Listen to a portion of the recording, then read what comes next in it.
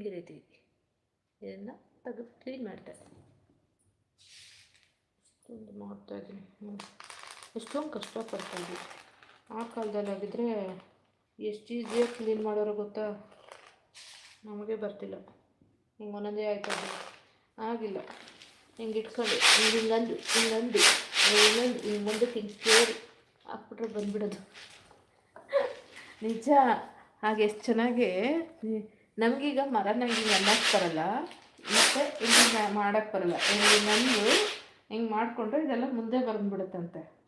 ನಮ್ಗೆ ಆ ಥರ ಎಲ್ಲ ಕೇರೋದು ಒನೆಯೋದು ಇನ್ನೇನು ಕೇರೋದು ಒನೆಯೋದು ಇದ್ಯಾವುದು ಬರಲ್ಲ ಅಷ್ಟು.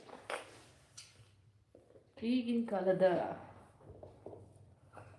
ಹೆಣ್ಮಕ್ಳಿಗೆಲ್ಲ ನಾವು ಆ ಕಾಲದವ್ರೆ, ಆದರೆ ಈ ಕಾಲಕ್ಕೆ ಸೇರಿದ್ದೀವಲ್ಲ, ಹಾಗಾಗಿ ನಮಗೂ ಬರಲ್ಲ.